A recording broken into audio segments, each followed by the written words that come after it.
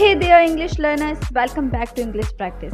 Today, we are going to explore the continuous tense, present, past, and future. Let's dive in. तो देखो, जी continuous tense है ना, तो ये तो मेरा फेवरेट है क्योंकि बहुत इजी है. चलो देखते हैं आगे. Continuous present tense is used to describe actions happening now or around this time. We form it with the present participle ing form and the auxiliary verb be in the present tense. Structure आपके सामने है. अब किस तरह से ये बन जाएगा? Subject plus is am are plus I verb first form आती है इसमें ing प्लस ऑब्जेक्ट. तो ये बहुत ही इजी है. इसमें सिर्फ इज एम आर लग जाता है, ठीक है, और एम आई के साथ लगता है, आर प्लूरल के साथ लगता है और इज सिंगुलर के साथ, ठीक है. तो एग्जाम्पल देख लेते हैं. I am studying English right now.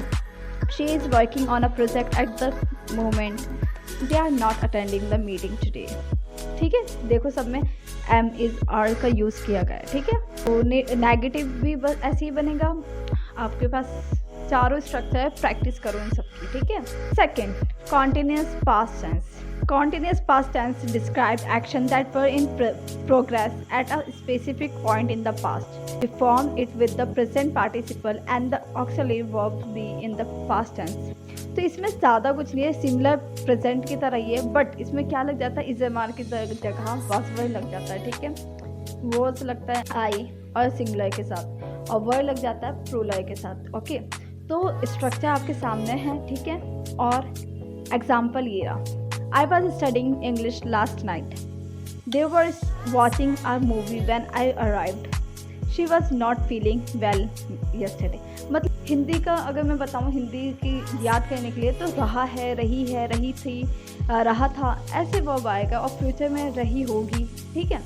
तो ईजी है. जो काम आप प्रेजेंट में कर रहे हो उसी को आप बताओगे इस एम आर के थ्रू, और पास्ट में कर रहे थे तो वाज वर्ड के थ्रू, और फ्यूचर में कर रहे होंगे तो विल बी शैल बी के थ्रू, ठीक है.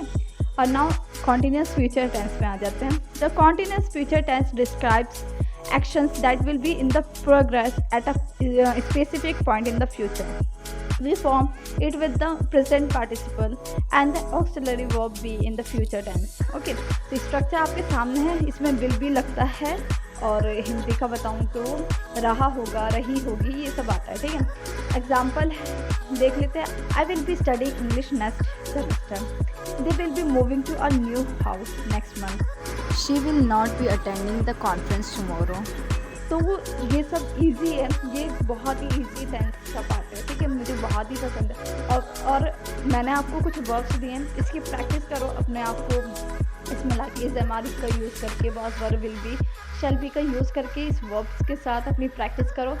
और मैं 1 वीक में एक टेंस का पार्ट क्यों कराती हूँ, ताकि उस वीक में आप उस टेंस को कवर करोगे, उस वीक में आप उसकी प्रैक्टिस करोगे. क्योंकि सीखना इम्पॉर्टेंट नहीं है, याद करना इतना इम्पॉर्टेंट नहीं है जितना इम्पॉर्टेंट प्रैक्टिस करना है, ठीक है. प्रैक्टिस करोगे तो आपको याद आराम से हो जाएगा, ठीक है.